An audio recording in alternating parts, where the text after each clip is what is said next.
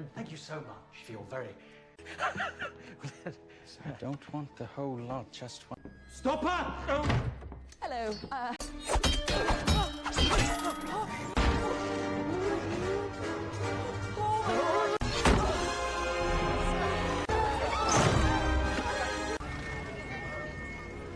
For the entire society, when I offer my most... You just told them my...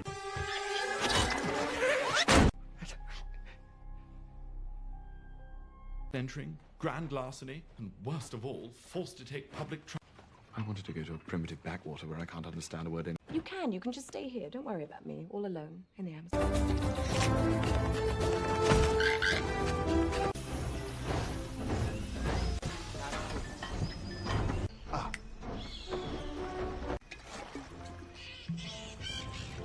You'll see some very playful toucans. Not one, but two can play. It's one of my... You know, they say the boa constrictor right there is feed you to the boa. She is a small child.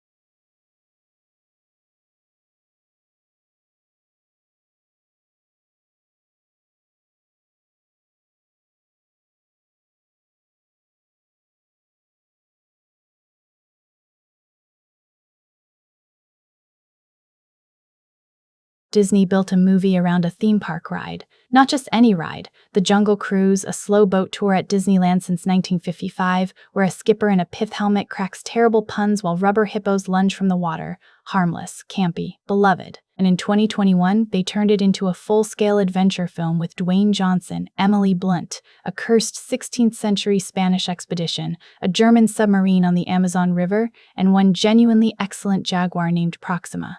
The result?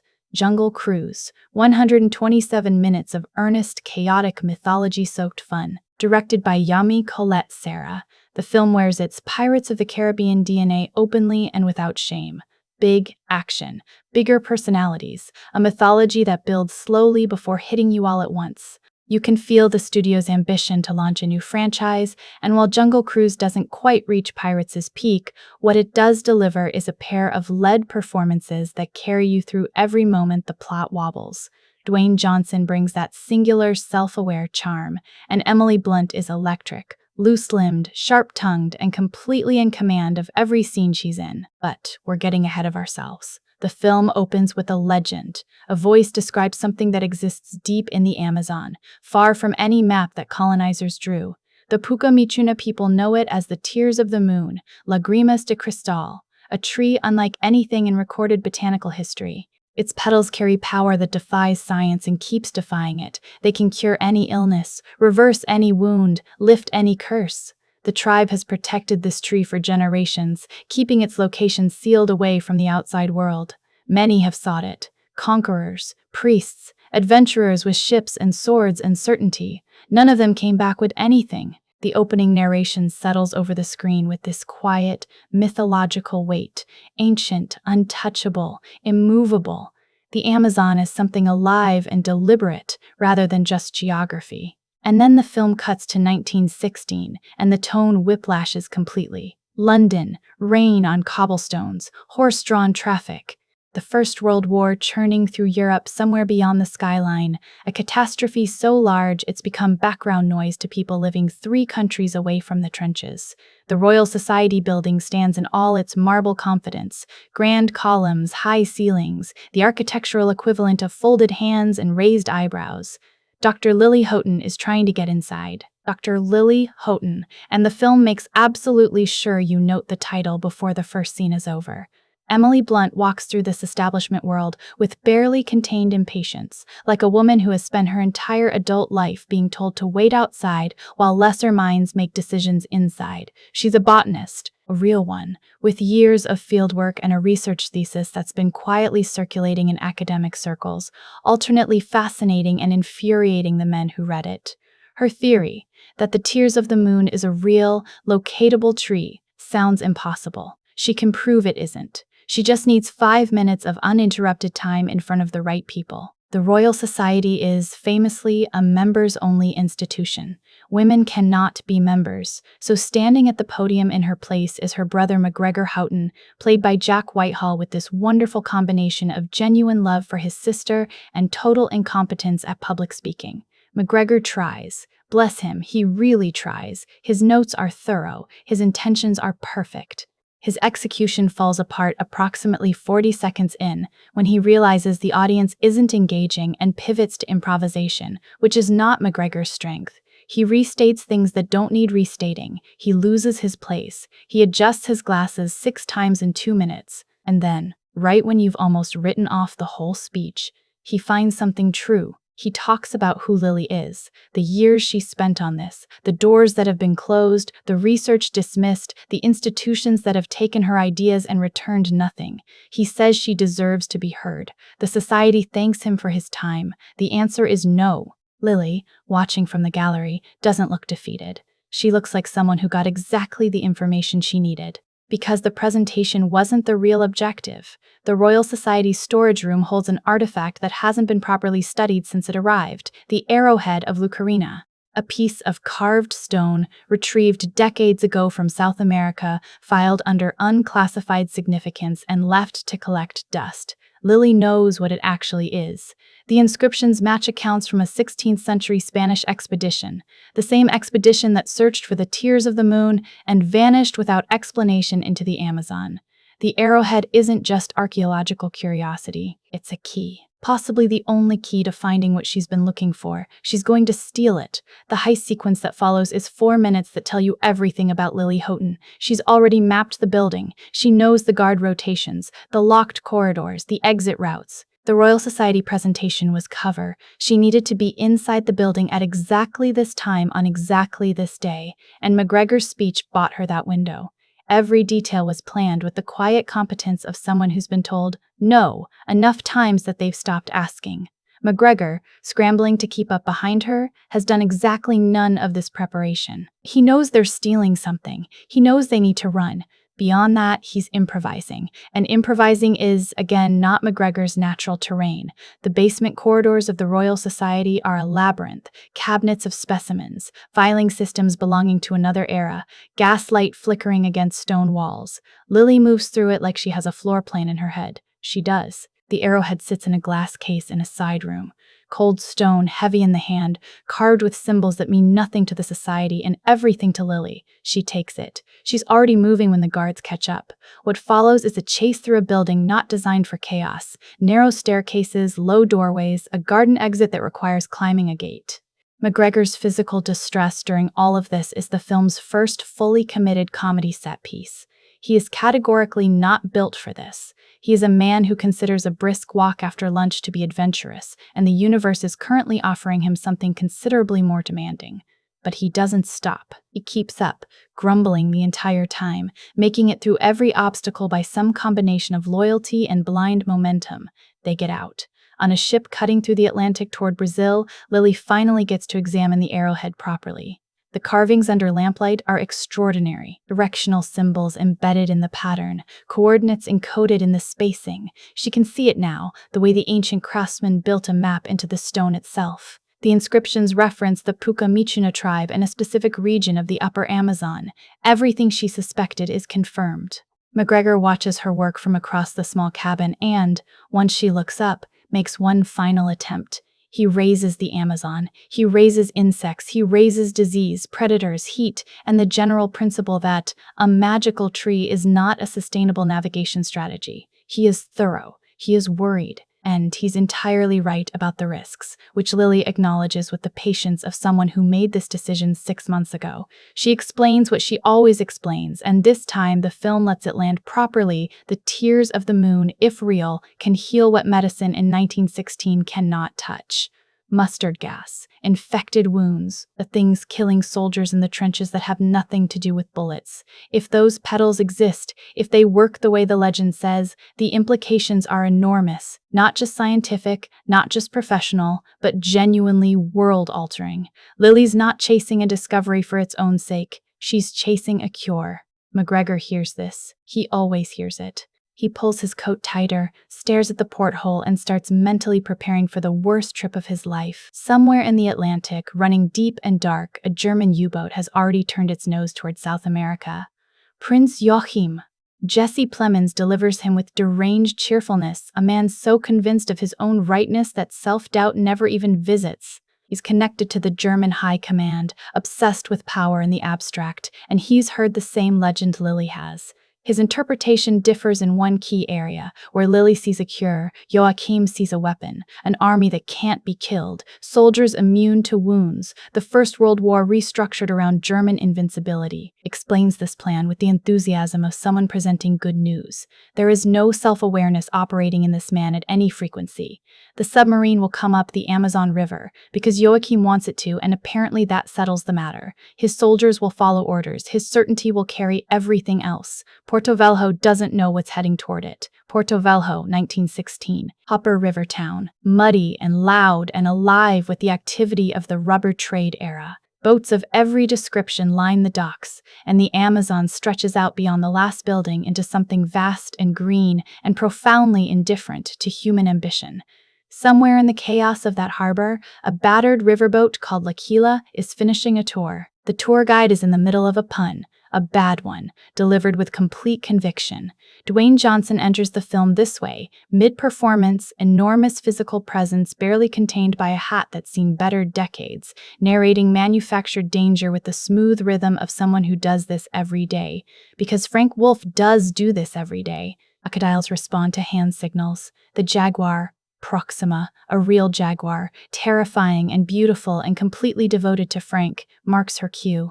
The tribal attack is coordinated with locals who are, for all practical purposes, Frank's supporting cast. Every moment of genuine peril on this tour is staged. The tourists suspect nothing. They react to each danger with the polite, nervous laughter of people unsure whether to be entertained or frightened. Frank leans into every reaction, turning each pun slightly worse than the last, the whole performance operating on a kind of cheerful, controlled absurdity. Lily watches from the dock with an expression that means she's reconsidering several of her life choices, and then Nilo materializes. Paul Giamatti's Nilo Nemolato is Porto-Velho's harbor master, and Frank owes him a significant and growing sum of money. Nilo has made collecting this debt the organizing principle of his professional existence. He arrives with documentation, with frustration, with the specific, targeted fury of a man who keeps being told soon by someone for whom soon is a philosophical concept rather than a timeline. Frank deflects with the ease of long practice. He smiles. He gestures toward unspecified future income. He absolutely does not mention when or how this debt will be paid. Nilo is not reassured. This is Frank's world. Performance and debt, and the river stretching endlessly away from the dock. The puns are a defense mechanism as much as a character trait, a way to keep things light, to keep people at arm's length, to keep from being asked the questions he doesn't want to answer. Lily finds him at the dock. She needs a guide. Upper Amazon, no fear, full discretion. She has specific requirements and very limited trust to offer. Frank quotes a price. She counters. He raises. She holds firm. The negotiation is everything the movie's dynamic is going to be. Her directness against his deflection, her certainty against his evasiveness, and underneath the verbal sparring, something neither of them has named yet. When she tells him she's going to find the tears of the moon, his expression changes for just a fraction of a second before the showman mask slides back. He knows that name. He knows it the way you know something that's cost you centuries. The deal isn't made yet, but it's already written. Porto Velho greets Lily and McGregor the way the Amazon greets almost everyone arriving from Europe, with complete indifference and immediate humidity. The town breathes heat. Even at the docks, where at least the river offers something close to a breeze, the air sits heavy and close, thick with the smell of water and wood, and years of commerce in rubber and river trade.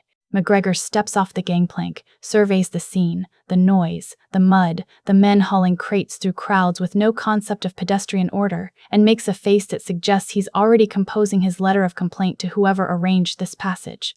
Lily isn't looking at the town, she's looking at the river. The Amazon stretches out past the docks like something from another planet, wide and brown and absolutely enormous, moving with the slow, deliberate weight of water that has nowhere specific to be and all the time in the world to get there. Beyond the last building, the jungle begins and doesn't stop. Trees stacked behind trees, dense in a way that Northern European eyes aren't calibrated for, green in a shade that has no good translation.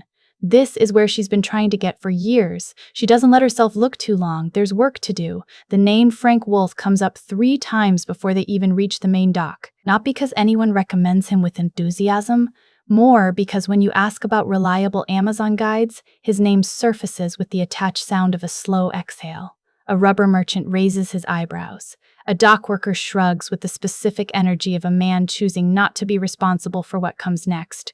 A woman selling fruit near the harbor entrance just laughs and waves them away, a reputation of a particular kind. They find him in the middle of a tour. L'Aquila is a riverboat that has lived a full life and is showing every year of it. The hull is patched in 3 places. The canopy is a shade of faded brown that was probably something more cheerful at one point. A hand-painted sign along the side reads, Frank's Amazing Adventure in letters that started confident and got progressively smaller as they ran out of hull. The boat creaks at rest. At speed, presumably, it does something louder and less reassuring. Dwayne Johnson stands on the bow in a hat held together with string, pointing toward the riverbank with genuine theatrical conviction while a group of tourists in immaculate linen clutches the railing. And on the left, Frank announces, you'll see a very dangerous caiman, apex predator, ancient instincts, no conscience whatsoever. He pauses for effect. Don't make eye contact.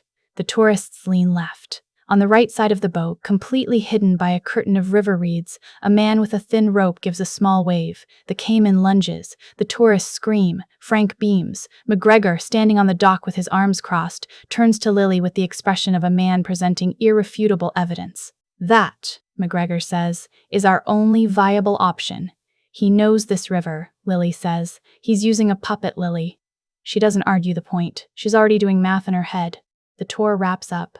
Tourists file off L'Aquila looking sunburned and slightly confused, and Frank works the disembarkation with the practiced efficiency of someone who's done this 1,000 times. Personalized handshakes, parting jokes, the small souvenir crate on the dock where the buying window lasts about 90 seconds before the moment passes. He's genuinely good at this part. There's a warmth underneath the performance that isn't entirely calculated. He just also very much needs their money. Then, Proxima comes out of the cabin. McGregor discovers the Jaguar the way you discover a spider directly above your pillow, suddenly, and with the sound escaping before any cognitive process can intervene. Proxima is enormous and beautiful and operating at the unhurried pace of something absolutely certain of its place in the ecosystem. She pads across the deck toward McGregor with the calm authority of a creature evaluating a curiosity. Frank, without looking up from the souvenir crate, she won't bite unless I tell her to. A pause. I won't tell her to. Another pause.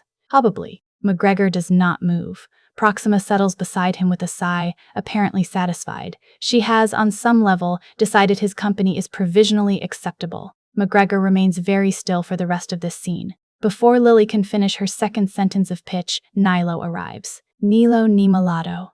Porto Velho's harbor master, a man who has made Frank Wolf's outstanding debts the organizing center of his professional purpose, materializes with a ledger under his arm and the careful fury of someone who has had this exact conversation too many times. He itemizes. He references specific incidents. He points at L'Aquila with the expression of a man who has genuinely considered impounding it, run the numbers, and concluded the boat might not cover what's owed.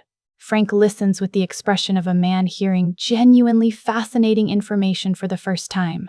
This is the core Frank Wolf operating mode, not ignoring the problem, but postponing it with extraordinary skill and apparent sincerity. Every amount Nilo names, Frank's mind is running the calculation. Next job covers this, then the one after covers that. Eventually, things balance out once he sorts some things through. Milo knows this calculation by heart. He's watched it play out.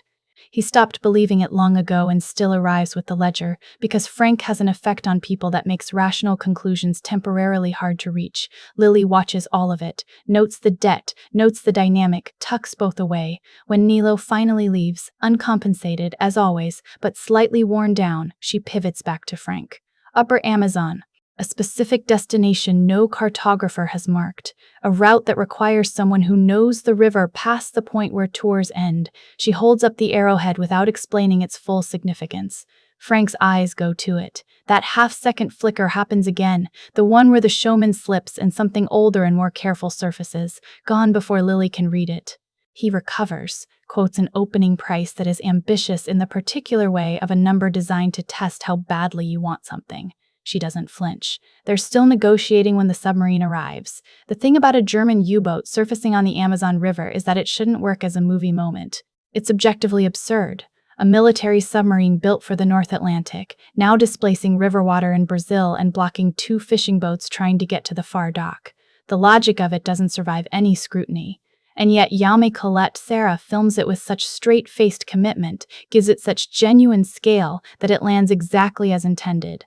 The water churns. The hull breaks the surface. German flags immaculate. Full crew at attention. Porto-Velho goes quiet for exactly 3 seconds. Then everybody returns to their business because this town has made an uneasy peace with the unpredictable. Jesse Plemons descends from the conning tower with the ease of a man arriving for a pre-arranged meeting, dressed in naval uniform that is perfectly tailored and completely wrong for the climate. He doesn't sweat. He surveys the harbor with mild touristic curiosity, finds it slightly below expectations, and then his gaze settles on Lily like a compass finding north. He knows about the arrowhead. He wants it. Prince Joachim is the kind of man who identifies what he wants and moves toward it without pausing to consider whether this constitutes acceptable behavior.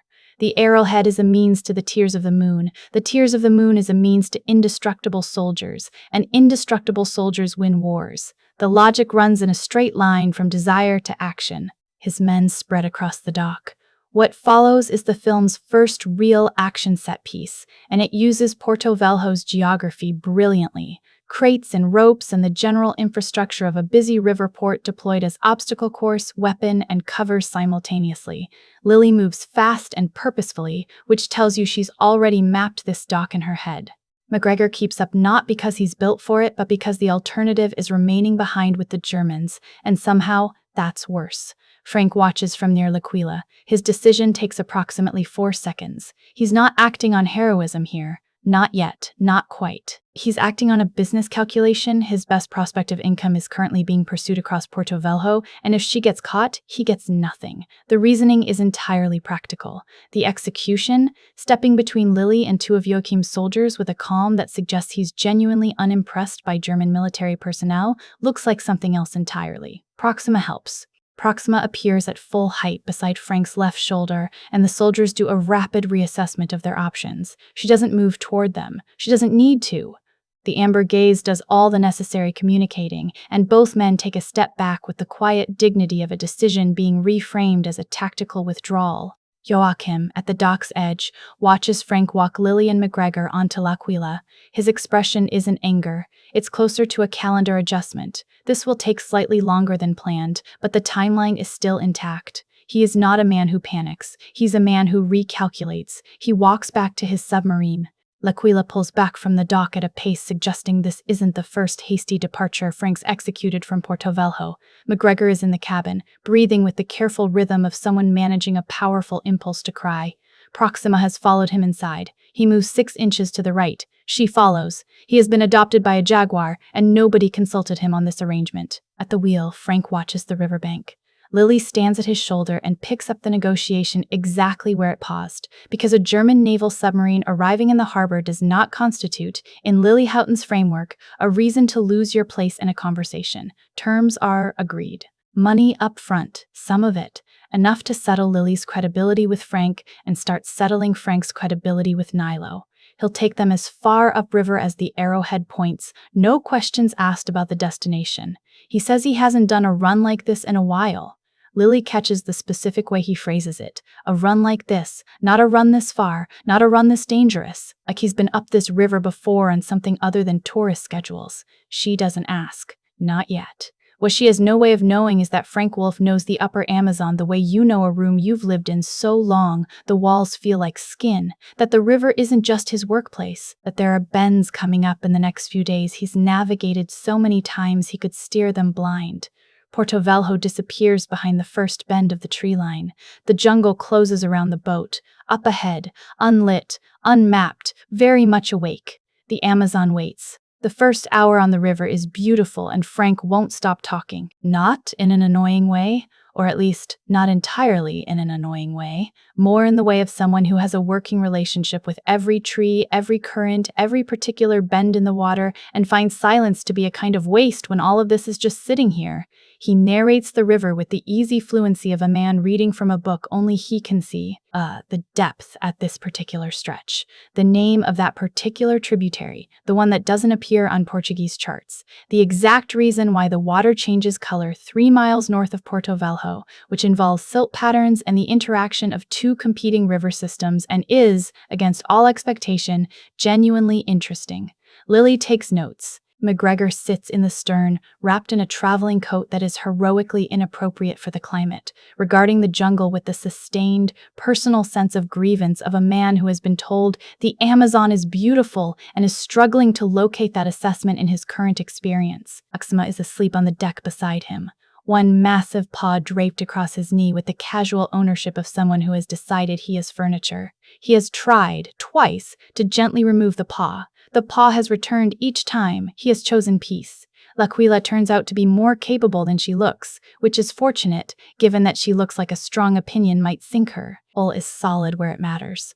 The engine temperamental but loyal in the specific way of machines that have been maintained with genuine care over many years. Below deck, there's a small cabin with hammocks, a navigation table covered in hand-drawn maps, and a shelf of books in 4 languages crammed beside instrument cases and equipment Lily can't immediately identify. Frank knows his boat the way musicians know instruments, by weight and feel and sound, by the particular note the engine changes to under strain, and exactly when to ease off before it becomes a problem. He adjusts the wheel in small increments, reading the current, making corrections you wouldn't notice unless you were watching specifically for them. Lily is watching specifically for them. The question forming in the back of her mind isn't, can he navigate? That's already answered. The question is, how does someone get this good at a specific stretch of river? Tour operators work routes. They learn the safe path. They don't learn all of it, the way Frank apparently has. The minor channels, the seasonal variations, the flooded inlets that appear in rainy season and vanish by July. Years of learning, more years than the business looks old. She files it away. Zaku appears from below deck with 2 tin cups of something that might be coffee and might be a strong personal opinion about what coffee should be. He's Frank's young assistant, quick and observant and quietly capable, moving around L'Aquila with the ease of someone who grew up on boats rather than learned them. He hands Frank a cup with the shorthand communication of people who've worked together long enough that words aren't always necessary. McGregor accepts his cup with the dignity of a man who is very thirsty and has temporarily suspended his standards. Frank doesn't introduce Zaku in any formal way. He doesn't need to. The boy is simply part of the boat, part of the operation, part of the extended loose family Frank has assembled on this stretch of river across what turns out to be a very, very long time. Nobody aboard knows that part yet. Midday. Frank's on the bow with a pole, checking depth on a sandbar passage he knows by feel but checks anyway. The kind of habit that keeps good navigators alive, not because the information surprises them, but because the discipline of checking does the work of keeping you current. The Amazon shifts. What was 4 feet of clearance last month might be 3 today. The river doesn't send notifications. McGregor has moved inside the cabin, claiming shade. Lily is at the navigation table with the arrowhead and her notes spread across every available surface, building a coordinate picture from the carved symbols 1 measurement at a time. Frank steps back inside, sets the pole against the wall, glances at her work. You can read those? Most of them. There are 3 symbols I haven't placed yet. He looks at the arrowhead for exactly 2 seconds, doesn't say anything, and goes back to the wheel. Lily sets down her pencil, looks at the back of his head. The reaction was too controlled, not incurious, but disciplined, like someone choosing not to engage with something they have strong feelings about. She picks the pencil back up. Later.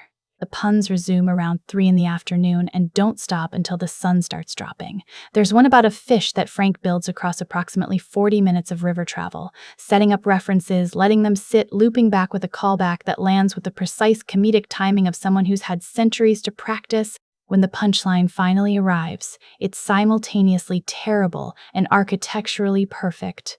The kind of bad joke that makes you annoyed at yourself for smiling. Lily does not smile. Her expression remains neutral and focused.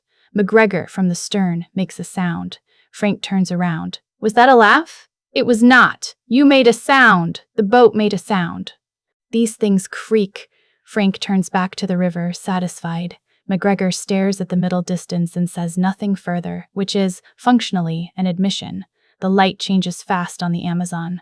One moment the jungle is green and gold and alive with afternoon light filtering through canopy in long, dusty columns. Then the sun touches the tree line, and within 30 minutes everything is shifting into deep amber, the shadows reaching out from the east bank to swallow the channel, and Frank is already scanning for the overnight anchor point with the unhurried confidence of a man on a schedule only he can see. They tie off on the western bank against a massive ceiba root system that holds the boat like a docked hand.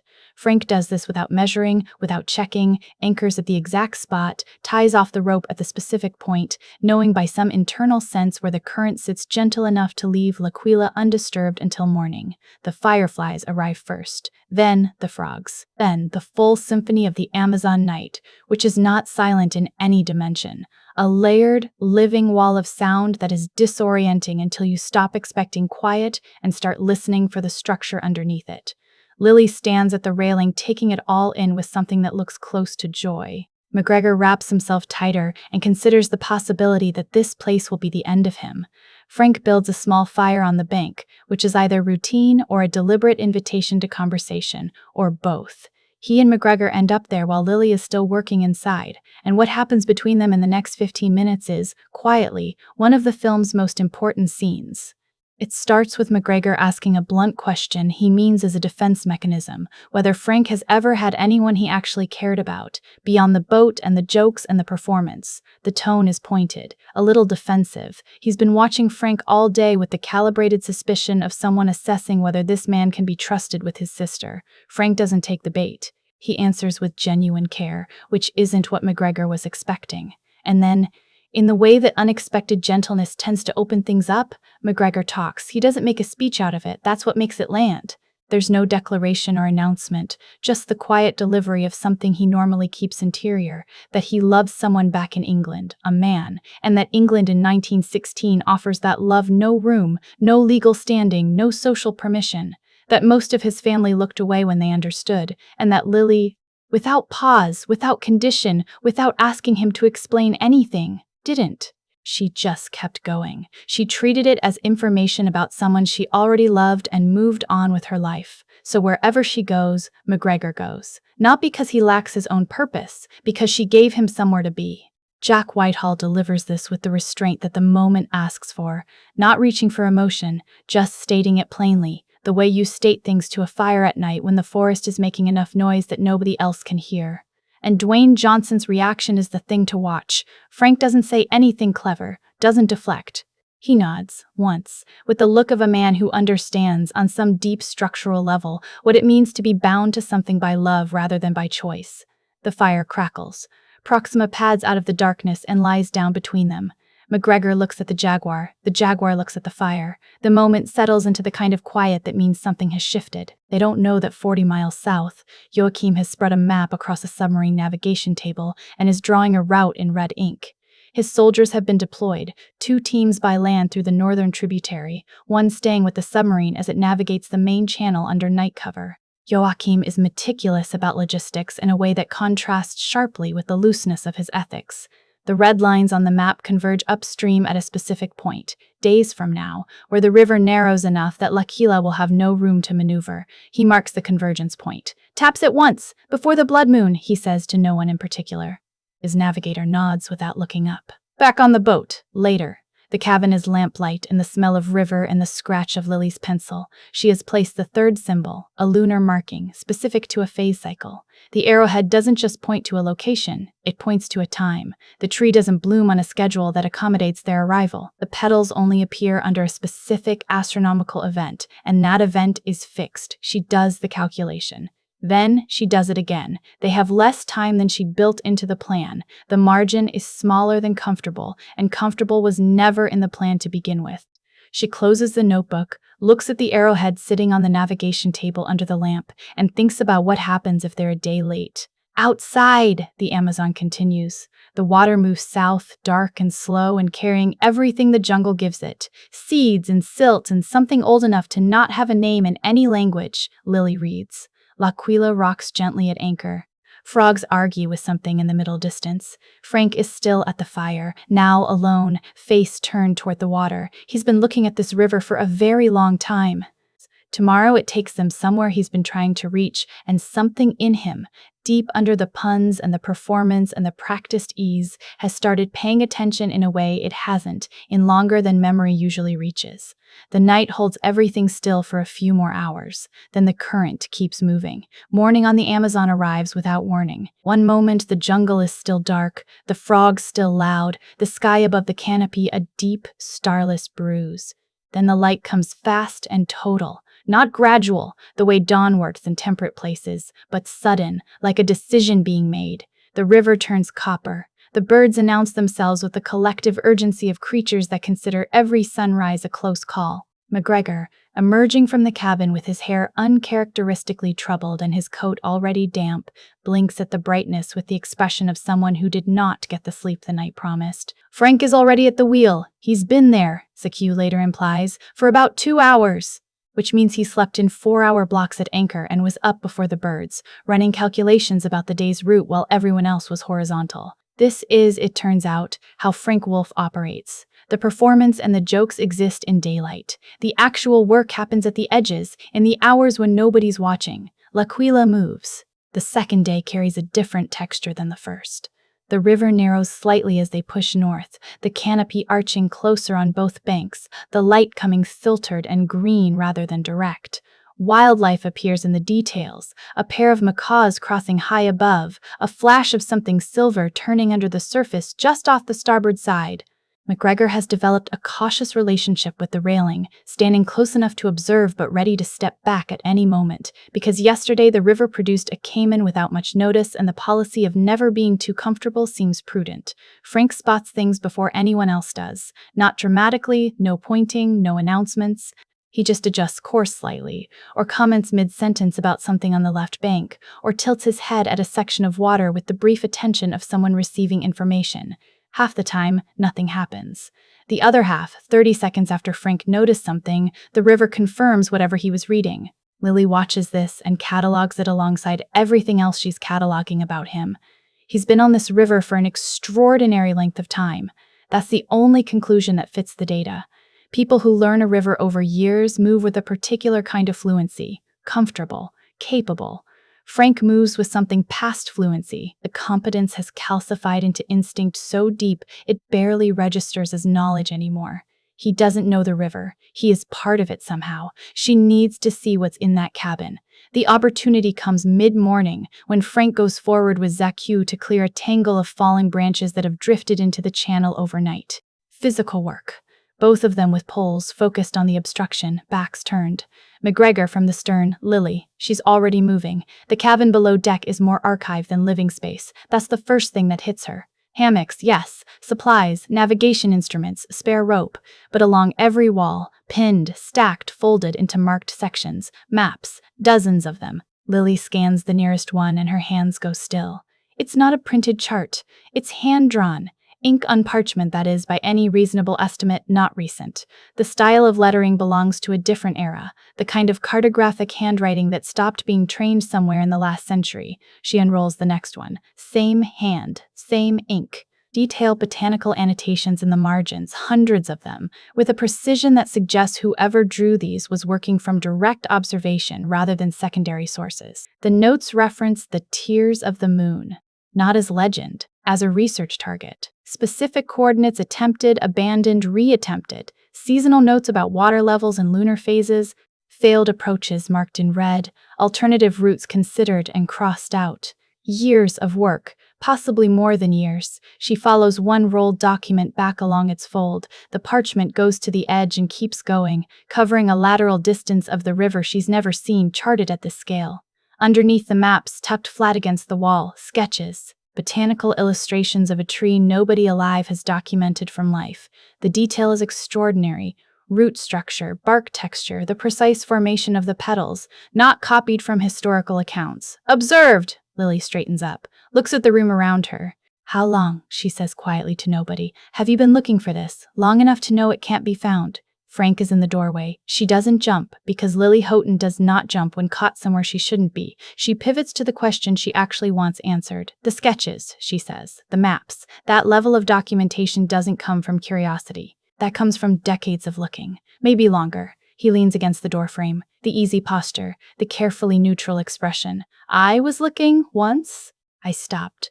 Why? Because some things don't want to be found. He says it with the finality of a door closing, and then the easy smile comes back, not quite reaching the eyes, operative rather than genuine, and he asks if she found everything she needed down here or if there's anything else she'd like to go through without permission. The deflection is smooth, professional even. But Lily caught the 2 seconds before the smile, when whatever lives underneath Frank's performance looked directly at her without the layer of performance in the way. She files that away too.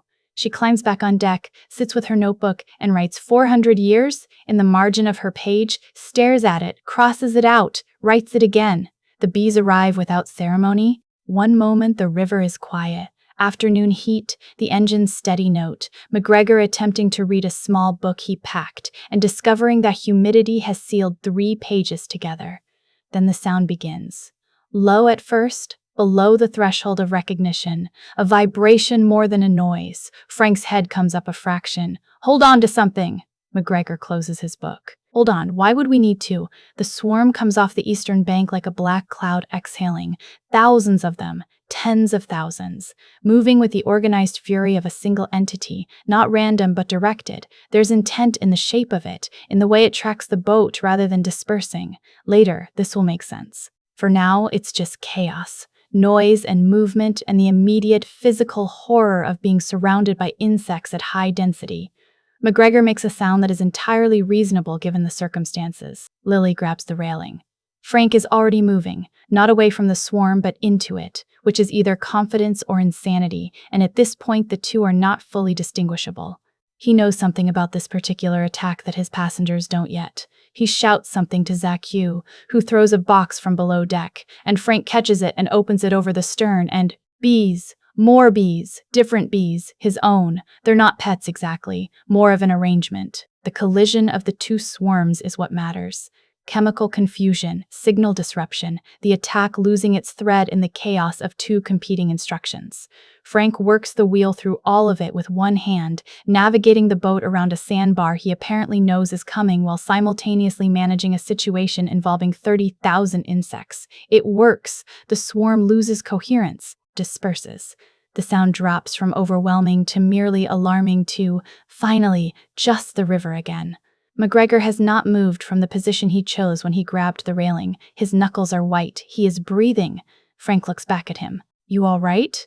I'm considering, McGregor says with tremendous dignity, multiple significant life choices. Here's what nobody on board says out loud, but what the scene quietly establishes: that swarm was not natural. Lily knows it. The directionality was wrong, the behavior too purposeful, the timing too specific to a stretch of river where they were completely exposed. Something sent those bees, something that knew where they were and had access to the kind of resources that don't exist in any zoological catalog Lily has studied. She's a scientist. She deals in observable phenomena with explanations. This one doesn't have an explanation she wants to write down yet. Frank's jaw tightened when the swarm broke off, not with relief, with recognition. He knows what sent it. She can see that he knows. He doesn't offer the information and she doesn't push, not here, not with McGregor still recalibrating his grip on reality at the stern. But the contract between them has shifted. She came on this boat looking for a river guide who knew the upper Amazon. She's starting to understand that Frank Wolf is something considerably more complicated than that. Beneath the Amazon's surface, 40 feet down, the submarine runs dark. Joachim's navigator tracks L'Aquila's last known position on a chart that has been updated 3 times since morning. The land teams have reported in. They're a day ahead, in position at the northern tributary, waiting for the boat to reach the Narrows. Joachim listens to the reports with the quiet satisfaction of a man whose plan is running on schedule. The B attack, relayed through a coded message from his contact on the eastern bank, has confirmed the target's position. He already knew it, more or less. The attack wasn't purely tactical. It was also a message, a reminder that the Amazon doesn't belong to Dr. Lily Houghton and her assembled crew, that other forces are operating in these waters with goals much larger than botanical research. He folds his hands on the navigation table. Faster, he tells his navigator. Not loud, not urgent, with the mild insistence of someone who has decided to stop being patient. On L'Aquila, evening comes the same way it did the night before, fast and total, the copper light and then the dark, but the mood is different, quieter. The bee attack has taken something out of the afternoon. The lightness has ceded some ground to something more careful. Frank steers into the night run rather than anchoring, which is a change. He hasn't explained why, and nobody asks, because they've all learned that Frank volunteers information on his own timeline and no other. Lily is at the navigation table working the symbols again. McGregor is asleep, finally, with the profound commitment of a man who has used up everything he had on today. Proxima settles on the bow.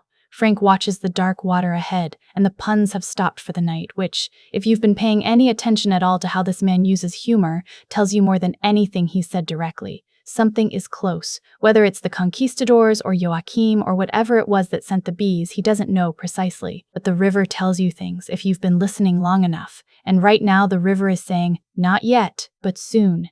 He adjusts the wheel a fraction east and pushes the engine a little harder. L'Aquila moves through the dark. The arrows come out of nowhere. 1 second the river is a green corridor of ordinary morning light and bird calls. The next, arrows are buried in L'Aquila's railing.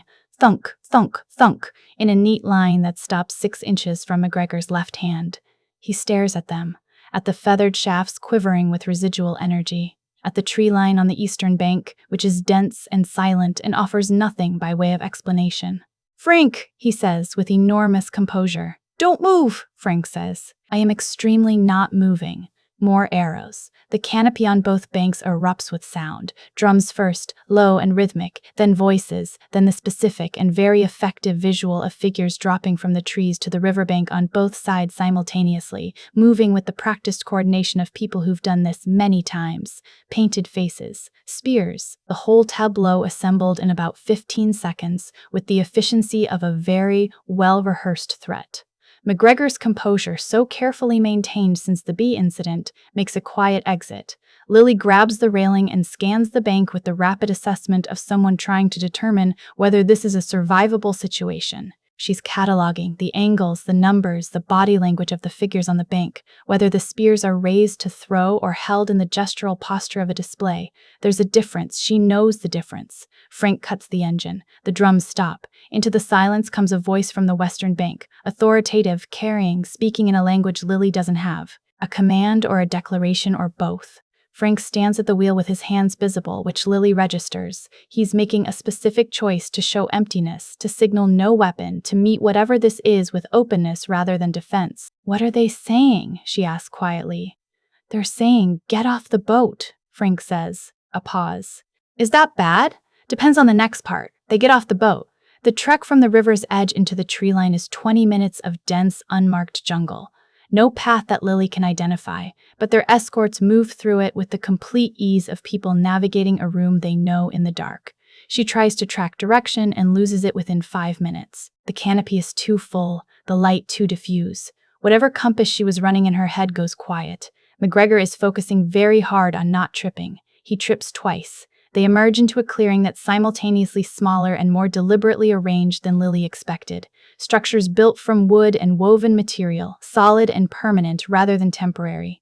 Gardens at the edges. Medicinal plants, she can see immediately, organized with botanical intention. Fire pits, currently cold. Evidence of a community that has been in exactly this location for a very long time and sees no reason to change that. Figures standing in a rough arc. Waiting. and then someone walks through them who stops Lily's internal monologue cold. Not because of threat, because of presence. Trader Sam moves through the arc of people the way water moves around a rock, not forced, just inevitable, everything rearranging around her passage.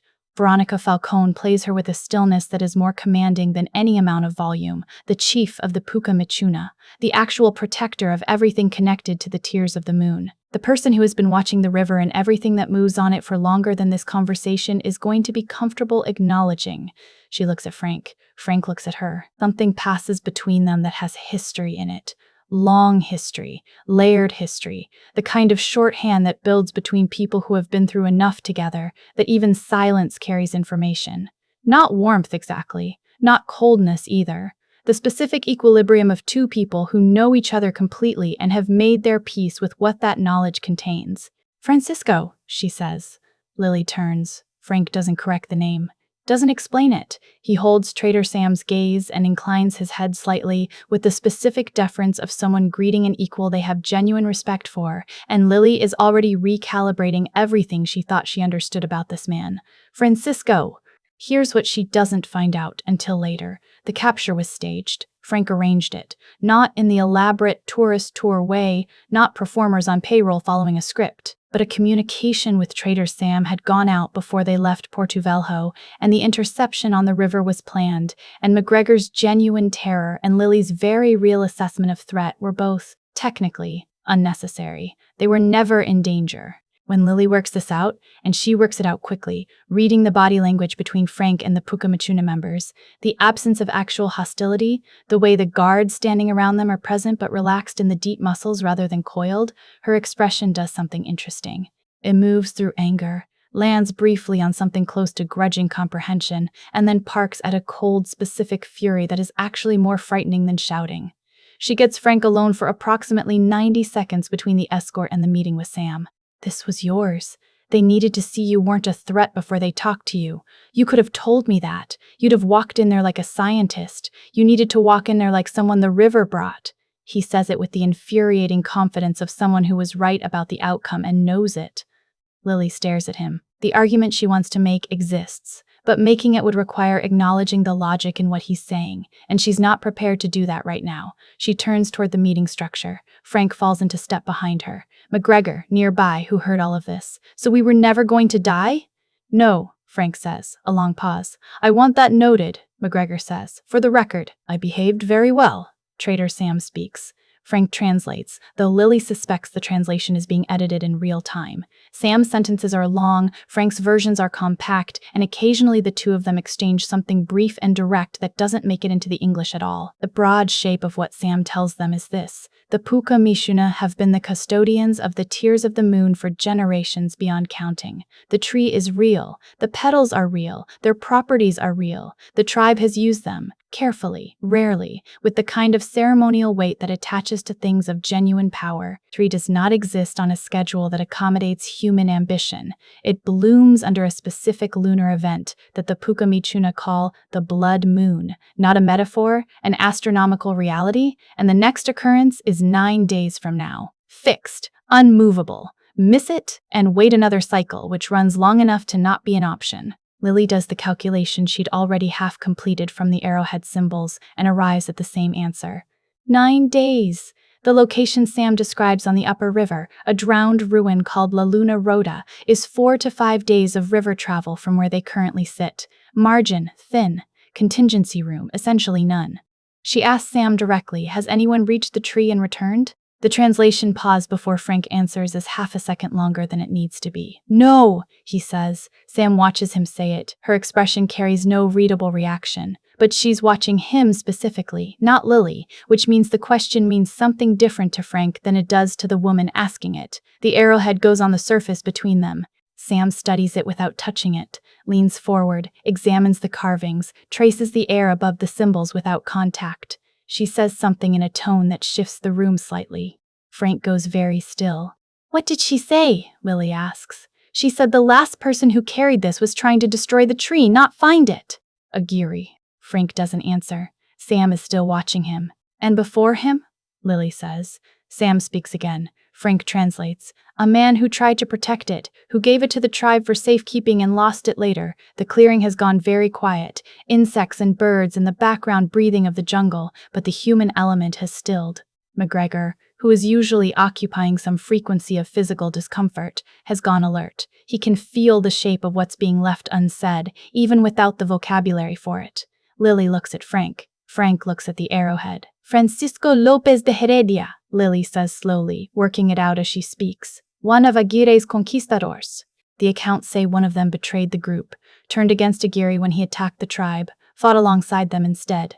Frank says nothing. The maps below deck, the sketches of the tree, the botanical records that aren't from any published source. She's not angry now. She's somewhere else. The scientist's zone, where the evidence accumulates and the picture assembles itself against your will, whether you're ready for it or not. How long have you been on this river? He gives her a number eventually. Not clearly at first, gives it the way you give something that has stopped having normal emotional weight because you've been living with it so long it's just a fact. The way you'd say it rained last Tuesday. Over 400 years. The clearing takes that in. McGregor sits down, which might be a conscious decision or might not be. What Sam explains next, through Frank's translation. With additions Frank doesn't volunteer and Lily extracts through follow-up questions, is the shape of the curse Aguirre brought down on himself and his men. The Puka Michuna elder, dying from Aguirre's assault, bound the conquistadors to the Amazon. Not imprisoned, something stranger. They cannot leave the river system. They cannot truly die. They persist, changing over time, the jungle working on them the way time works on everything, slowly, thoroughly, permanently. The snake that ran through Don Aguirre wasn't metaphor. The bees in one man's chest aren't stage effects. Centuries in the Amazon have made them part of it, against every desire they ever had. Francisco Lopez de Heredia was cursed alongside them, for being there, for being part of the expedition, even though he fought against Aguirre's violence. The curse doesn't parse intention, it attaches to presence. He's been on this river ever since. And you can't leave, Lily says. Not a question. I've tried. A pause. The river sends me back. The fire pops. Axima, who followed the group from the boat without anyone noticing her arrival, is lying at the edge of the clearing. The jaguar's head is up, amber eyes moving between Frank and the tree line. From somewhere in that tree line, distant, maybe a mile north, maybe less, a sound. Low, not animal. The drums that started the morning were outside, organized, human. This is different, a vibration in the ground and air simultaneously, the kind of sound that registers in the chest rather than the ear. Sam stands up. Frank is already on his feet. What is that? McGregor asks quietly. Time to go, Frank says. He's not performing calm this time. The ease is gone, replaced by the focused alertness of someone who recognizes what he's hearing and knows exactly what recognition means. He moves toward the boat path and the others follow. Lily last, still turning over every piece of the conversation she just absorbed, the pieces arranging and rearranging. 400 years. The tree is 9 days away, and something to the north just confirmed it knows where they are. L'Aquila pulls back into the current as the sound behind them fades. Sam watches from the bank, arms loose at her sides, expression carrying the patient weight of someone who has watched many boats head upriver and knows the odds that come attached to that journey. She doesn't wave, neither does Frank. McGregor, sitting in the stern, turns to Lily.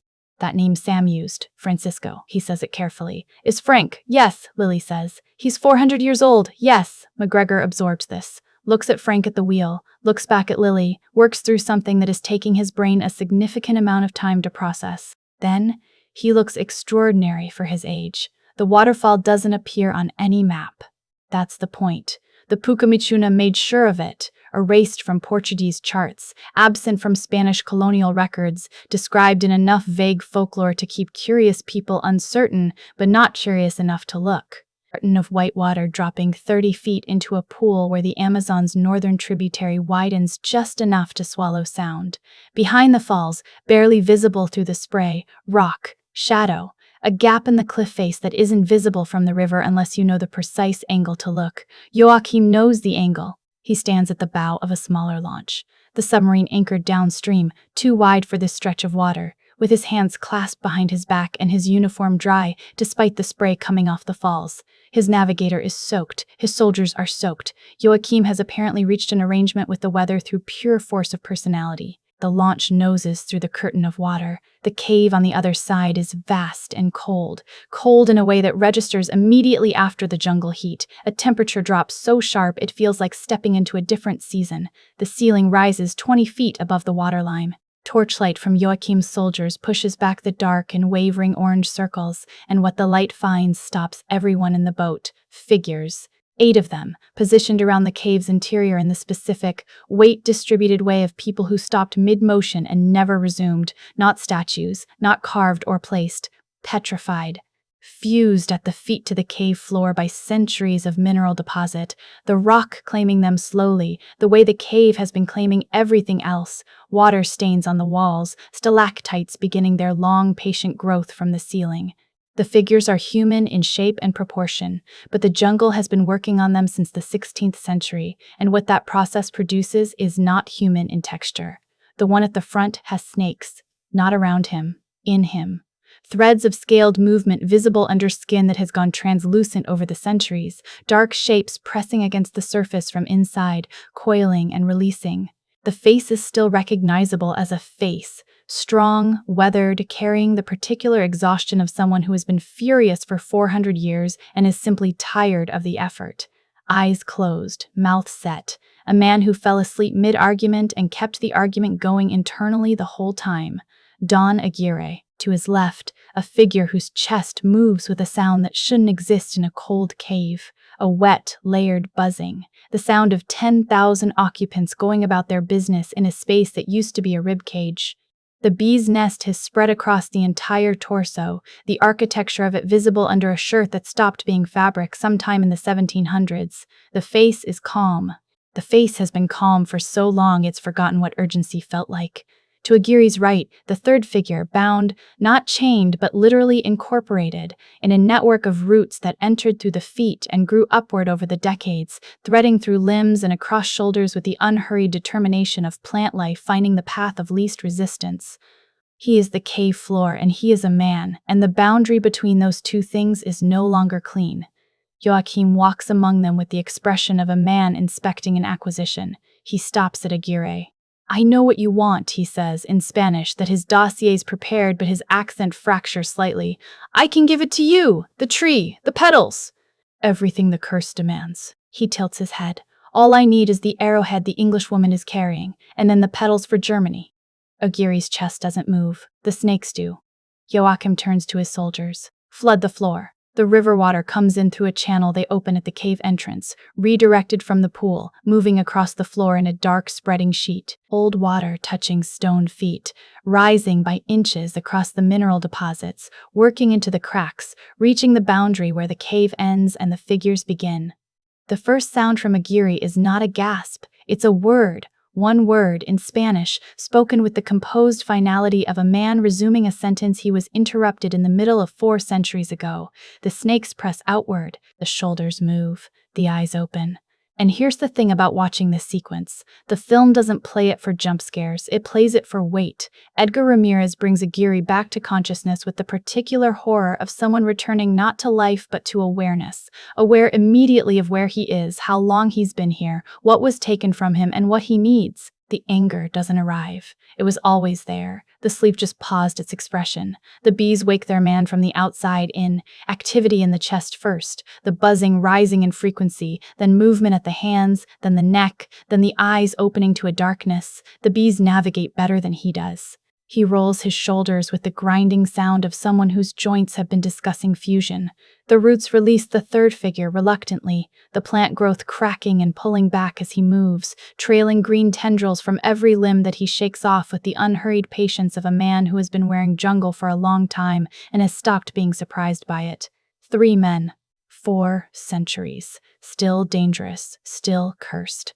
Aguirre looks at Joachim the way you look at something that requires recategorization before a response is possible. Not an ally, not a threat currently. Something in between, a means to an end who has made the mistake of believing the arrangement runs in the other direction.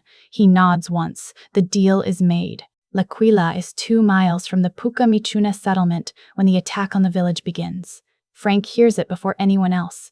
turns the wheel hard north without explaining, pushes the engine past the comfortable range, and Lily is at his shoulder asking what's wrong before the sound carries far enough for her to identify it herself. By the time she does, the cracking of structures, distant voices pitched past communication into alarm. Frank has already brought the boat around and they're moving back downstream towards Sam's people. "Frank, they came for us," he says. "They went to the village because we were there." There's no self-recrimination in his voice, just the flat calculation of cause and effect, and the forward motion of someone who already knows what comes next. The village clearing, when they arrive, is mid-chaos. The Pucamichuna are not passive. They know this ground, know the trees, know every defensive advantage their space offers, and they're using all of it. What they're fighting isn't something their knowledge of the jungle prepared them for. The bee-man moves through their arrows and spears with the unhurried inevitability of something that can absorb damage that would stop anything living. The root-wound figure tears through a structure wall like it's paper, and the roots that trail from him find purchase in the ground with each step, making removal not a tactical option. Aguirre stands at the clearing's edge and does not move. He doesn't need to. Frank goes straight to him. This is the thing about this moment. Frank doesn't approach Aguirre as an enemy exactly. There's something older operating between them, the specific, exhausted familiarity of two people locked in the same situation for so long that the conflict has lost its sharp edges and become something more like weather. They've done this before. Not this exact clearing, not this exact night, but some version of this confrontation, played out across 4 centuries of being trapped on the same river. Aguirre turns, the snake still. Not calm, the distinction matters, but controlled. He speaks in Spanish. Frank answers. The exchange is brief and entirely without the theatrical quality of a villain monologue.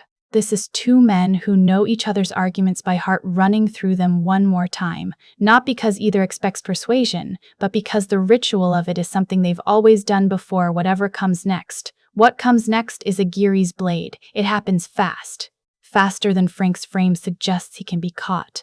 But Aguirre knows Frank too, knows the timing, knows the hesitation that lives in Francisco Lopez de Heredia when he's facing someone he was once sworn to follow. The blade goes through Frank's chest clean and direct, driven with the force of 400 years of specific grievance, and Frank, who has survived 4 centuries of the Amazon, who cannot die, who the river keeps, looks down at it with the expression of a man absorbing information he wasn't expecting. He drops. The clearing goes still for a beat. Lily is at the edge of the trees. She's seen it. The whole sequence, the approach, the exchange, the blade, the fall, and what happens to her face in this moment is worth paying attention to, because it's not the reaction of someone who's lost a guide or a business arrangement. It's the reaction of someone who has lost something they hadn't finished naming yet. McGregor catches her arm, not restraining, steadying. Aguirre pulls the blade free, looks at Frank's body on the ground, and turns back toward the tree line. The bees and the roots follow. The attack on the village stops as abruptly as it started, not because anyone won, but because Aguirre has what he came for. He knows where they're going. He knows the arrowhead is on that boat. The next engagement will be at a time of his choosing. He walks into the dark. The village settles. Fire, scattered structural damage, the Pucamichuna moving through the aftermath with the steady efficiency of a community that has absorbed violence before and kept functioning. Sam appears from the eastern side of the clearing and finds Lily standing over Frank. Sam kneels beside him. Check something Lily doesn't have the vocabulary to check. Looks up. He is not dead, Lily says. Half question, half the thing underneath the question, which is something she doesn't say. Sam's expression is complicated.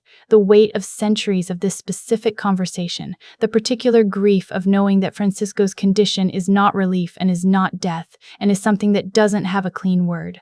Not yet, she says. And then, again, Lily processes the word, looks at Frank's motionless face, looks at the wound which is already doing something a wound that size should not be doing. And above the clearing, through the break in the canopy, the moon is moving towards something. The blood moon is not an abstraction, it is a countdown, and it just got shorter. Art 7. The Confession of Francisco Lopez de Heredia. Block 7. Frank walks out. The full 1556. Truth McGregor draws a line. Lily decides target. 2,200 words. A continuing directly from part 6. He walks out of the jungle at dawn. Just walks out. Upright breathing, the wound in his chest gone in the way that wounds simply do not go. The shirt has the hole. The blood is there, dried now, a dark stain spreading from center chest outward like a map of something. But underneath it, nothing. Skin. Frank Wolf, alive and present and moving with the careful gait of someone whose body has just done something extraordinary and is aware of the effort involved. Lily sees him first. She's been sitting at the edge of the clearing since Sam covered Frank's body with a woven cloth 4 hours ago, running through the same sequence of thoughts in rotation. The arrowhead symbols, the timeline, the mission, the arrowhead symbols again, the timeline again, trying to stay in the territory of problem solving and out of the territory of whatever else was building in her chest. She's good at staying in problem-solving territory. She's been good at it her whole life. The other territory doesn't have maps, and she doesn't like unmapped spaces. Frank, stepping out of the tree line at first light, dismantles the entire containment strategy. She stands up. He stops walking. They look at each other across the clearing with the particular loaded quiet of two people carrying more than either has put into words, and the relief on Lily's face moves through so fast she probably thinks she hid it. She didn't hide it. McGregor, waking from 3 hours of fitful sleep against a structural post, takes one look at the situation. Frank alive, Lily standing, the specific arrangement of their silence, and makes a decision that is perhaps the most quietly courageous thing he does in the entire film.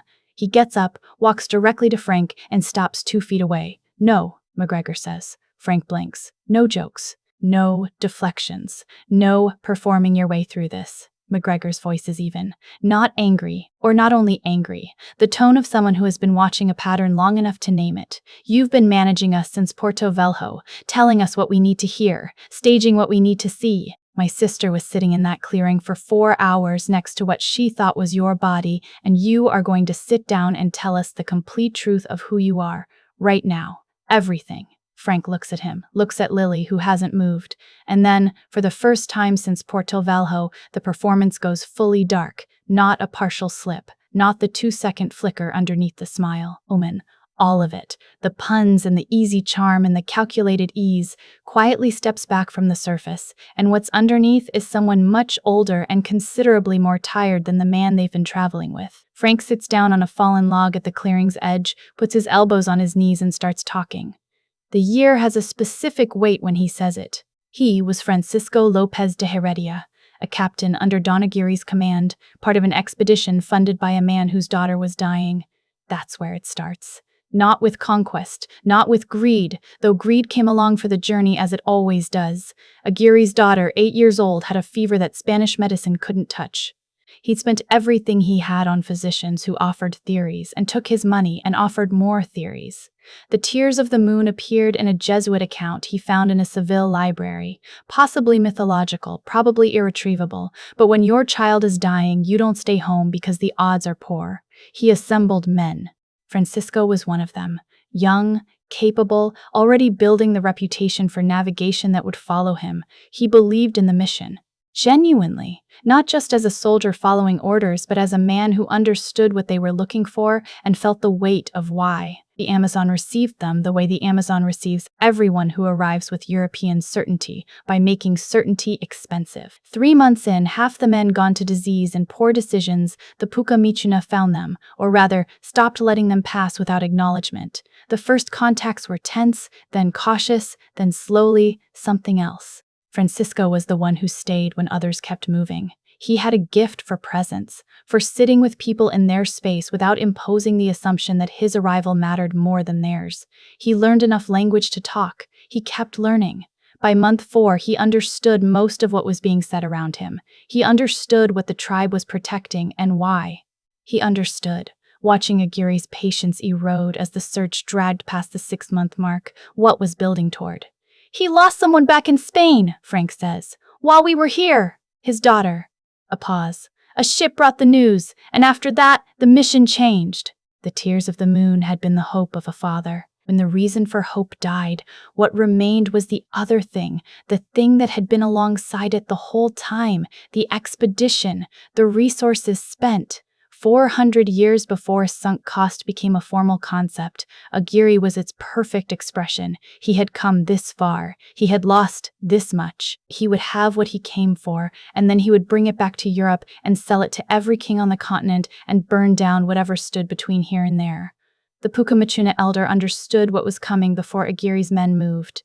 The elder went to Francisco, specifically to him, because 4 months of quiet presence had established a trust that was going to be put to a very direct test. The elder asked him which side of this he was going to stand on. Francisco stood with the tribe. The fight that followed was brief and brutal, and not a story Frank tells in detail. What he gives them is the shape of it. Aguirre's forces, Francisco against them, the Pucamachuna defending their most sacred thing. People died. The elder died. Aguirre's attack was stopped, but not without cost. Costs paid by people who'd done nothing except exist in the path of a grieving man with a sword and 400 soldiers. The elder's last act was the curse, not vengeance. Frank is careful about this word, careful to separate it from what the dying woman actually did.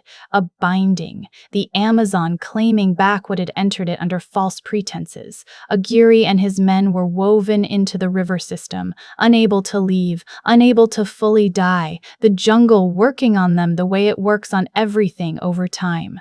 Francisco was caught in the binding because he was there, because he'd been part of the expedition, because intent and presence are different variables and the curse didn't have the resolution to separate them. She was dying, Frank says quietly. I think she knew what was fair and didn't have the strength left to be precise about it. He gave the arrowhead to Trader Sam's predecessor. That's the piece Lily has been waiting for without knowing she was waiting for it. The arrowhead that's been sitting in the Royal Society's storage room, that she broke in to steal, that she's been carrying across the Atlantic and up the Amazon. Francisco made it. He carved it from memory, from the knowledge he'd accumulated during 4 months of learning the tribe's language and geography, and he gave it to the tribe for safekeeping with the understanding that it was the only accurate map to La Luna Rota in existence.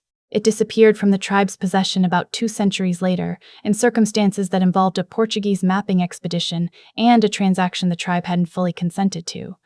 From there, a series of colonial transfers, private sales, an estate auction in 1842, and eventually the Royal Society's unclassified storage, where it sat for 80 years until a botanist from London recognized what the inscriptions referenced. Frank has been searching for the tree without the arrowhead for 400 years. He'd gotten close. The maps below deck are the record of that. Every approach, every attempt, every route, tried and abandoned. He got closer with better information as the centuries added up. But La Luna Rota doesn't reveal itself to anyone who isn't following the arrowhead's specific key, and without it, he'd been navigating by approximation against a target that doesn't tolerate approximation. And then you found me, Lily says. And then you found me, he corrects. McGregor, who has been listening to all of this with the sustained attention of someone taking minutes at a meeting, speaks. The boat tour, he says. The terrible puns. All of it. Keeps me sane. Does it work? Frank thinks about this for a long moment. Some days better than others? McGregor nods slowly, the way you nod at an answer that tells you more than the words do. There's a compassion in his expression that doesn't announce itself. The specific understanding of someone who knows what it costs to perform a version of yourself that the world can accept every day, because the actual version doesn't fit anywhere the world has made space for. He doesn't say any of this. He doesn't need to. Lily has been very still through the last portion of Frank's account. Not processing. She processed most of it as it came. She's doing something different now, deciding. You weren't going to tell us, she says. Not accusation. Observation, stated flat. No? Why? The question hangs there, and Frank answers it with the honesty of a man who stopped having anything left to protect, because people who know what I am treat me like a problem to be solved or a resource to be used. You needed a guide. I needed the arrowhead. Simple arrangement. Lily looks at him steadily. And now? Now you know, and you can decide what you do with it. She picks up the arrowhead from where she'd set it beside her, turns it once in her hands and gives it back to him. Puts it directly into his hands, which surprises him. A small, involuntary shift in his expression before he catches it. You made this, she says. You know what it's pointing at better than I do. We have 8 days, and I want to reach it. She stands up, brushes the clearing dirt off her trousers with the brisk efficiency of someone transitioning from conversation to action. So, are you still taking us upriver or not? Frank looks at the arrowhead in his hands, looks up at Lily. The smile that comes this time is different from every smile she's seen from him since Porto Velho. Not performed, not calculated, smaller and quieter and carrying something real underneath it that the showman would never have let through. Yeah, he says, I'm taking you upriver. McGregor exhales with the relief of a man who was prepared to have an opinion if the answer went the other way. Proxima appears from somewhere and presses her large head briefly against Frank's arm, the Jaguar's version of a check-in, before moving away with her usual air of not having done anything notable. The clearing is bright now, the jungle's morning light filtering gold through the canopy. L'Aquila sits at the bank, patient. Sakyu has already started the engine. The boy understood before anyone said anything that they were leaving soon. La Luna Rota. 8 days. The arrowhead is back with the man who made it, and something 400 years in the building is finally moving in the right direction. 3 days from La Luna Rota, the river changes personality. Not dramatically, no obvious signpost, no single moment you could point to and say, there, that's where it shifted.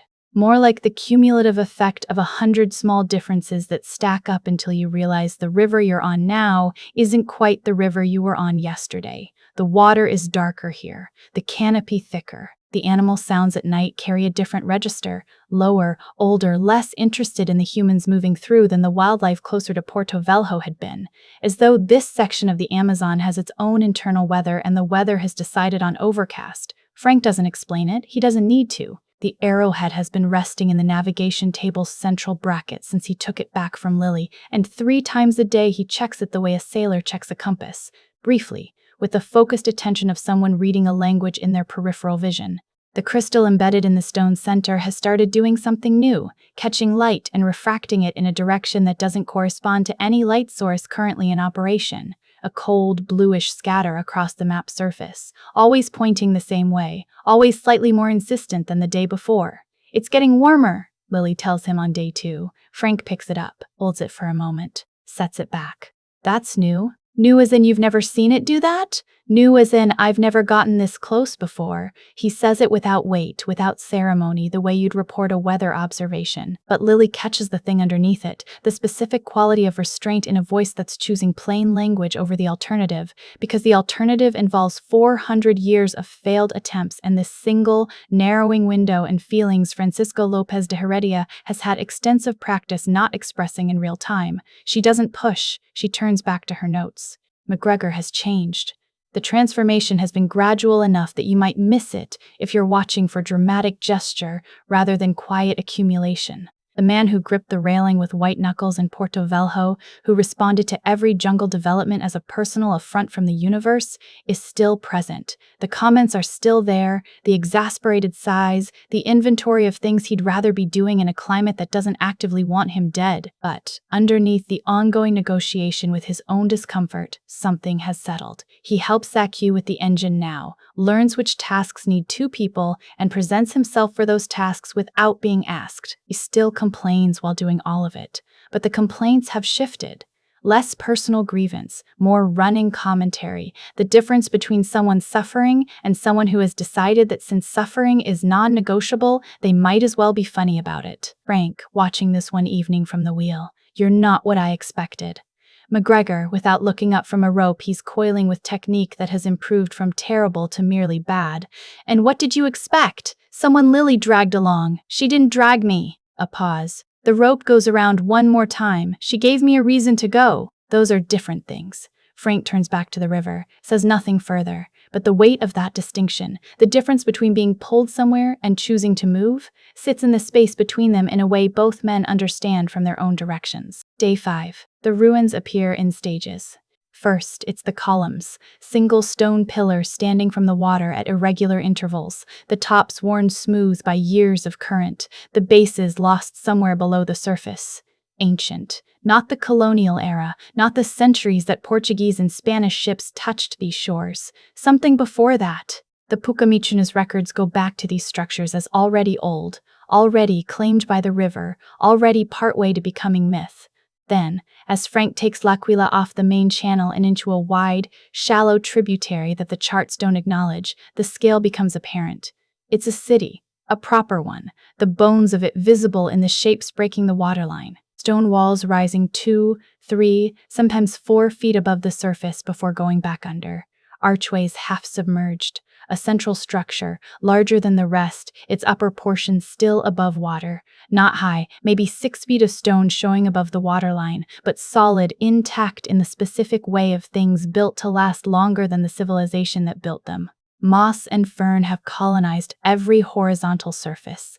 The water around the ruins is clearer than the main channel, a pale, almost turquoise clarity that suggests different geological conditions underneath, different mineral content, the ruins sitting over something that the Amazon hasn't fully processed yet. Lily is at the bow, absolutely silent, and the expression on her face is the rarest one she's worn the entire journey, pure, uncomplicated wonder. The scientist has stepped back. The person who has been imagining this place since she was old enough to read the first account in a university library is standing right at the front of the boat, looking at something she was told didn't exist, and she's letting herself feel it for exactly as long as the situation allows before the work starts. Frank watches her from the wheel. The moment is brief, and he doesn't comment on it. But he files it away with the precision of someone who has learned over 4 centuries which things are worth keeping. The arrowhead stops pointing. That's how they find the entrance. The crystal's light, which has been directional for 3 days, goes still, flat. A soft, ambient glow rather than a direction. Frank cuts the engine and they drift the last 40 feet to the central structure's waterline, and Lily is already over the side in her boots and into 3 feet of warm water before anyone has technically made the decision to disembark. The entrance to the central structure is below the waterline, a deliberate design she realizes immediately, specifically intended to make casual discovery impossible. You have to go under to get to the mechanism inside. She ducks, swims 5 feet through dim green light, and comes up inside a chamber where the air is old and the ceiling is covered in something bioluminescent that casts the whole space in a faint, cold blue. The mechanism is extraordinary. It fills the center of the chamber. Stone and metal work together in a way that colonial-era engineering couldn't have managed. A sophisticated system of angled mirrors and channels designed to capture moonlight entering through a vertical shaft in the ceiling and direct it downward to a focal point at the chamber's base. The mirrors are tarnished.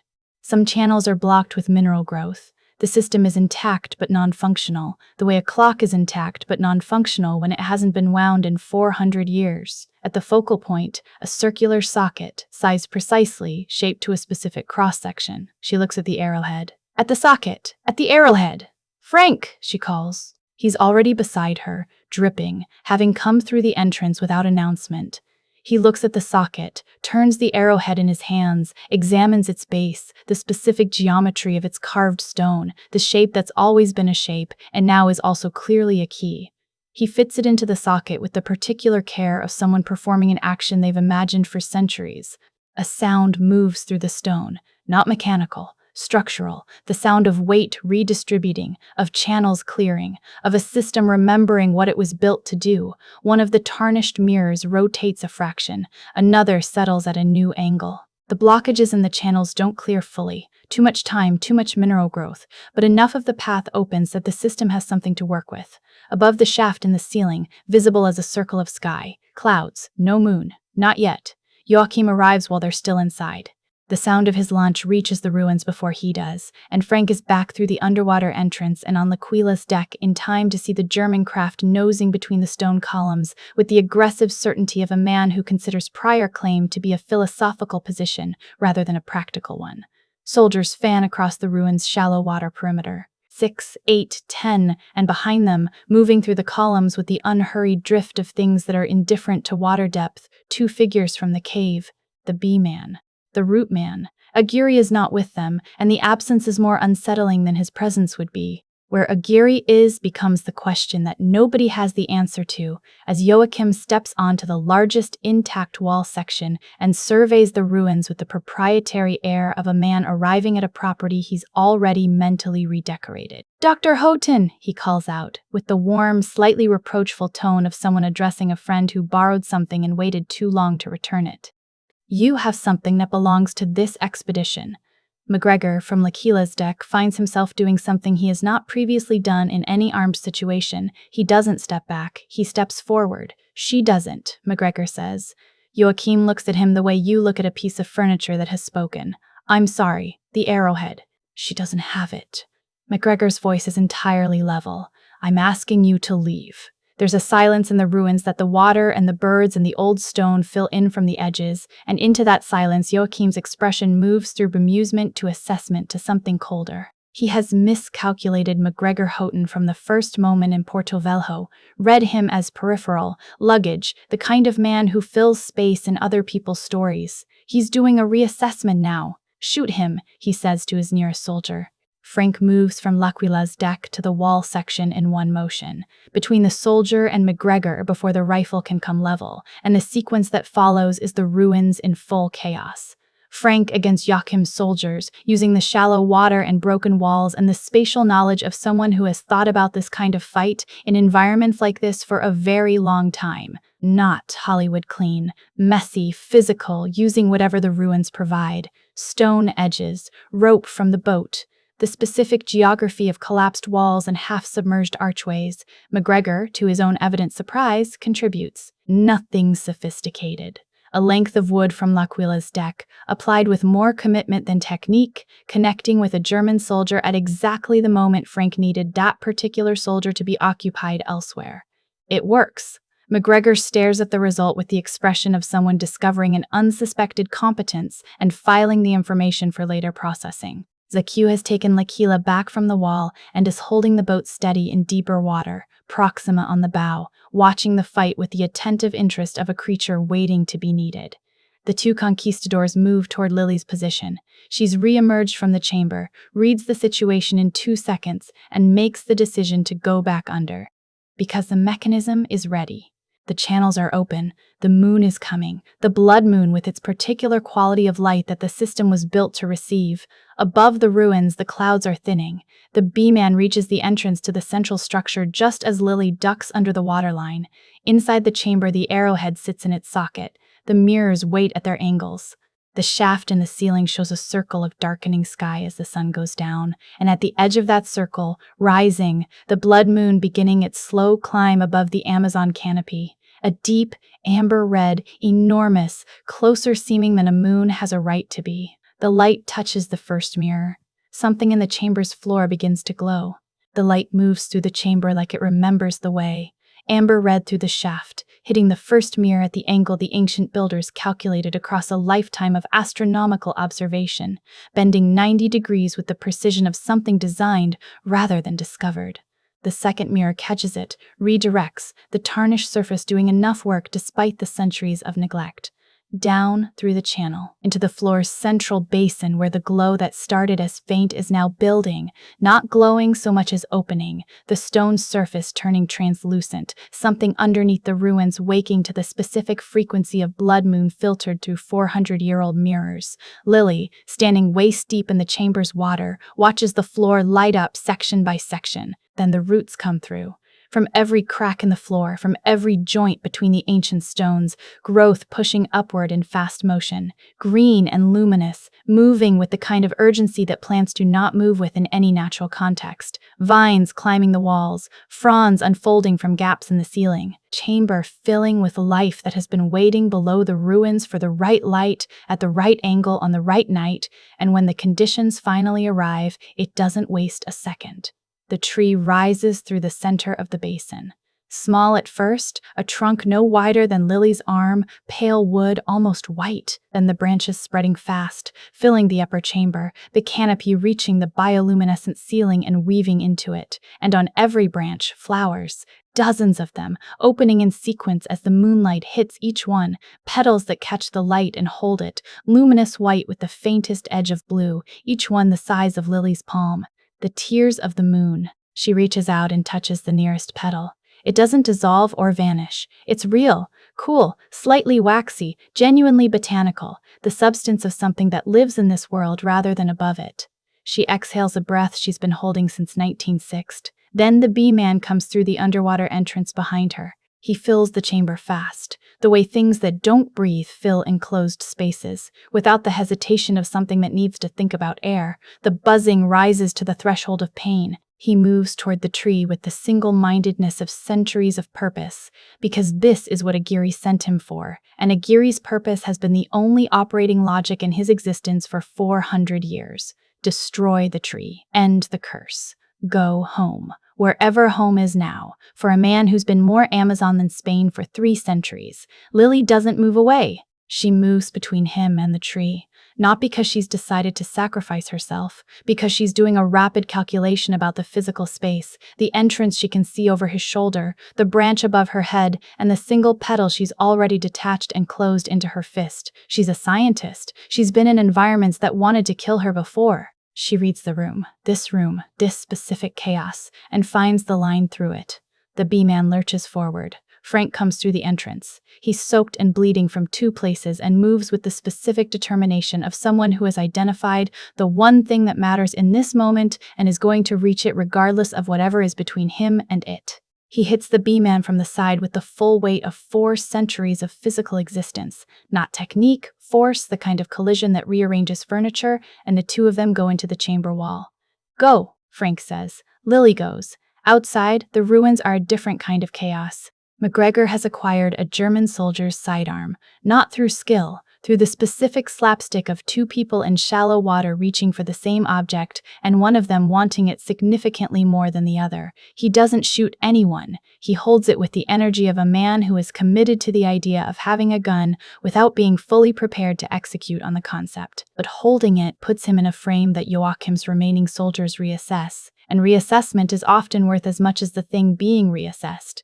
Proxima has entered the water. The jaguar moving through ruins at night, amber eyes just above the surface, is not a thing Joachim's soldiers trained for. 2 of them have retreated to higher wall sections. One has simply made a decision to be somewhere else entirely and is wading toward the bank. Zakyu has brought L'Aquila back in, and the boat's hull is providing cover for the 2 of them. McGregor and Zakyu, unlikely unit holding the center of the ruins by various means, including a jaguar who is doing the heavy lifting. Then Aguirre comes out of the water. He was always going to be here. The absence felt wrong because it was. He came through the main channel while the fight organized itself elsewhere, the patient approach of someone who has watched enough plans unfold to know that the straightest route is the one everyone stops watching when things get complicated. He rises from the water 20 feet from Joachim, vines trailing from his shoulders, the snakes pressing restlessly against his skin with the particular intensity they get when the tree is nearby. He looks at Joachim. Joachim looks at him. The deal they made in the cave was always provisional, 2 parties with fully incompatible endgames agreeing to a temporary overlap. Guiri needs the tree destroyed to end the curse. Joachim needs the petals intact to use as a weapon. You cannot do both. One of them always knew this. The petals, Joachim says, are agreement. Aguirre steps forward. What follows is not the film's most technically impressive sequence. Edgar Ramírez plays it small and inevitable. Aguirre moving through Joachim's attempt at negotiation the way water moves through a cracked vessel. Not dramatically, not with speeches, just with the accumulated weight of a man who has been resolving obstructions for 4 centuries and has no patience left for men who confuse their own certainty with leverage. Joachim raises his pistol. The snakes are faster. He goes into the water, the ruins, destabilizing from the tree's growth, pushing upward through the foundation, send a section of wall into the channel beside him. When the water settles, Joachim doesn't surface. Jesse Plemons goes out the way his character lived, swallowed by a world that was never going to accommodate him. The Amazon, in the end, is extremely consistent about this. Frank and the B-man come out of the chamber entrance together, which is to say Frank comes out and the B-man comes out right behind him, and Frank turns and faces the full weight of that swarm at close range and does not step back. There's something happening to him. Lily sees it from across the ruins the moment he clears the water. His hands, where the river water is running off him, where the moonlight hits the wet surface of his skin, are wrong, not wound wrong. The skin is going pale, not pale like blood loss, pale like stone. Like the mineral process that turned his companions in that cave into something caught between man and material. He's been cut off from the river.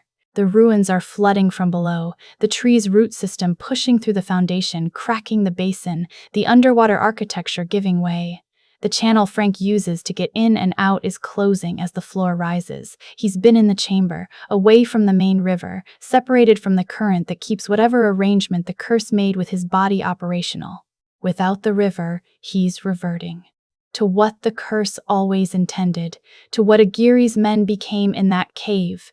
Not death exactly, not life exactly, the Amazon claiming back one more thing that entered it 400 years ago. He knows this. The stillness on his face is not shock. He has had 4 centuries to think about what this would look like, and he has thought about it, and he's made a peace with it that you can see in every line of his posture. He's done. The tree is bloomed, the petals are there. The mission his arrival in Porto Velho started, or rather, the mission that started in 1556 and found its way back to him through a botanist who broke into the Royal Society on a Tuesday. That mission is completed. His hands are more stone than skin now, the gray creeping up his wrists. McGregor sees it from the boat, and his face does something that belongs in a different film, a quieter one, a grief that the action-adventure scaffolding around it can barely contain. "Frank," he says, and there's everything in the single word, every conversation at every fire, every pun endured, every moment of impossible courage witnessed from the stern of a boat. Frank turns and looks at him with the clear eyes of someone past the point where performance serves any purpose. "Take care of her." McGregor, who doesn't correct the assumption that Lily needs taking care of, because this is not the moment for that argument. "She'll take care of herself." "Yeah," something in Frank's expression. Warmth, real and unguarded. "She will." The gray reaches his elbows. Lily surfaces from behind a wall section 20 feet away, the single petal still closed in her fist, dripping and breathing hard. She sees Frank, she sees his arms, she sees the stone advancing like a slow tide and understands in 1 second what's happened, why it's happening, and how much time she doesn't have. She starts moving toward him. The bee-man, directionless without a Aguirre, disperses, the swarm losing cohesion as whatever animating intention drove it fades. Without Aguirre's purpose focused through him, he's just a man in a cave again. The buzzing lowers. The figure settles into the water of the ruins with the patient slowness of something returning to rest. His war is over too. Aguirre remains. He's standing in the center of the ruins, waist deep, looking at the tree rising through the chamber above him. Its canopy visible through the cracked ceiling, enormous, glowing, the blood moon behind it giving everything a color that has no name in any European language, Lily reads. 400 years of searching, of violence, of the Amazon working through him and around him and into him. He found it. The curse should end now. The tree is bloomed. The petals exist. By the terms of whatever the dying elder bound them with, this should be the release. But Aguirre doesn't move, doesn't reach for the petals, doesn't make for the tree. He looks at it for a long time. His daughter died in Spain in 1556. He came here for her and she was already gone before he arrived. And the man he was in response to that. Grief is the reason he's been here ever since. 400 years is long enough to understand something with every part of yourself, long enough to stop confusing the mission with the grief and the grief with the man. He closes his eyes. The snakes go still. The root man, standing at the ruin's edge, begins to come apart.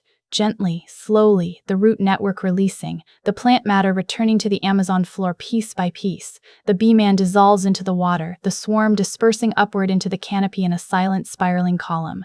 Aguirre himself going last. Not violently, not dramatically, just the accumulated weight of 4 centuries finally putting itself down. Gone. And Frank, gray to the shoulder now, going to his knees as Lily reaches him. She kneels in the water beside him and opens her hand. The petal sits in her palm, luminous, cool, the thing she crossed an ocean for, broke into a building for, hired a centuries-old riverboat captain for, nearly drowned in flooded ruins for. The single remaining bloom from the tears of the moon, still alive, still holding the light it caught when the tree opened under the blood moon. Medical science in 1916 doesn't have language for what this petal can do. The Puka Michuna have been using language that predates medical science by about 2,000 years, and their language says, anything, cure anything, heal anything, lift any curse placed on any living thing, under any circumstances, with no conditions attached. Lily holds it over Frank's chest. Ray has climbed past his shoulder now, his jaw, the left side of his face going stone in slow increments, the process patient and absolute the way natural processes tend to be. His eyes are still open and still entirely frank, still carrying everything she's learned is underneath the performance, the 4 centuries of accumulated person that the showman was keeping warm. This was supposed to change everything, Lily says. Not to him specifically, to the petal, to herself, to the ruins and the jungle and whatever it is the Amazon actually is, down past the water and the trees and the mythology. Every wounded soldier, every disease without a treatment. I've been carrying this in my head since I was 22 years old. Frank, with the side of his mouth that still moves. Lily, Don't. You don't have to. I know I don't have to. She closes her fingers over the pedal for a second, then opens them again. The light is still there. That's rather the point. She presses it against his chest, directly over his heart, and holds it there.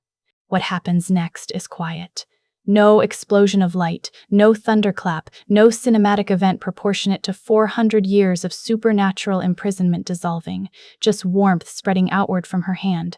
She can feel it against her palm, the cold stone going warm by degrees, the texture changing under her fingers from mineral back to skin. The gray retreats, not fast, not dramatic, the same patient pace it arrived with, running in reverse, shoulder, arm, hand, fingers, the stone releasing Francisco Lopez de Heredia, the way the Amazon is releasing him for the first time in 4 centuries.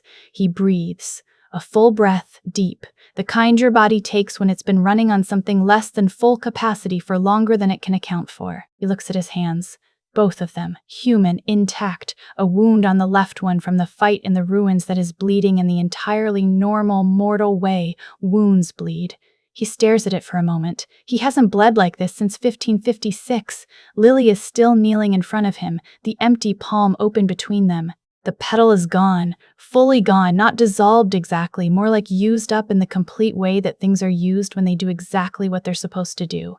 She looks at her empty hand with an expression that contains grief and choice and the specific peace of someone who made a decision they can stand behind. Frank reaches out and closes her hand. No words for a moment. The ruins around them settling. The tree already beginning to recede. The bloom done. The extraordinary biological event folding itself back into the roots and the water and the Amazon's deep ecology. The blood moon is past its peak, the color at the horizon shifting from red to orange to the first deep blue of the night moving toward its end. McGregor from somewhere above them on the wall.